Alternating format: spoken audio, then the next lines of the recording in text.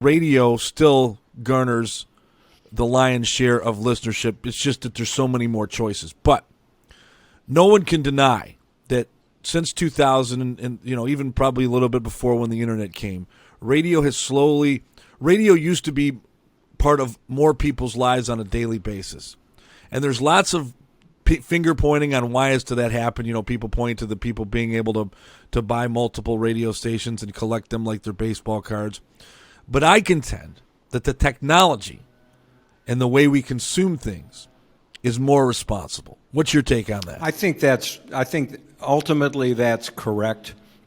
I think this would have happened anyway because of the way the technology has evolved. I think if there's a place where the radio industry maybe could look back and go, we should have zigged when we zagged. Unfortunately, and I'm going to get a little wonky on you. I mean, you know this stuff. I'm not sure that other people listening will as much, but the Telecommunications Act of 1996 was a game changer for radio, and I think ultimately laid the bricks down for things getting screwed up like they have today. But that was the Congressional Act. And by the way, Bill Clinton was president, and I've heard him actually say one of the big regrets of his 8 years in office was letting that law get passed without fighting it harder. That was the law that allowed radio companies to consolidate and own hundreds of radio stations across the country, but also to be able to own 6, 7 radio stations in a particular market. And while that might have been economically good for a lot of radio companies for a number of years, it also, I think, led to a period of arrogance and also thinking, hey, where else are they going to go? I mean, we own all the good radio stations in town. Right. And what they didn't realize, where else are they going to go? They're going to go to the internet.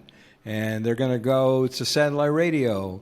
And they're going to listen to podcasts. And they're going to do all this stuff. And they don't need your transmitters and your towers. There's other ways to get entertainment. So I think that arrogance piece was clearly not productive. And then I think the other part of it is that there were opportunities back in the early 2000s for radio companies to buy technology companies, to buy Pandora when it was on its knees, maybe even to buy Sirius or XM before the merger happened, and they didn't do it. They couldn't acknowledge that there was a there to these companies. I think they were afraid to admit that there could actually be another viable way into audio entertainment besides the radio, and so they all walked away from, I think, great opportunities. But, the history of this, I mean, Kodak, with their great film business, missed digital completely, and that really helped destroy them. But they developed digital. I mean, they had the technology before anybody else, and they were so in denial about what digital could be, and they were so afraid of disrupting themselves that they let other people run the technology. And I think some of this, Ron, is human nature. When you're on top of the heap, and it's going really well, and it's pretty easy, and radio back then was a pretty easy business. I mean, a lot of stations were kicking off margins of 30, 40, 50%. And, you go through decades like that, and you kind of lose your edge. You don't have that hunger that you used to have, and that's when you get vulnerable, and that's when innovation can disrupt you. And that's what we're looking at today. I mean, radio's not going anywhere, but it's not what it was.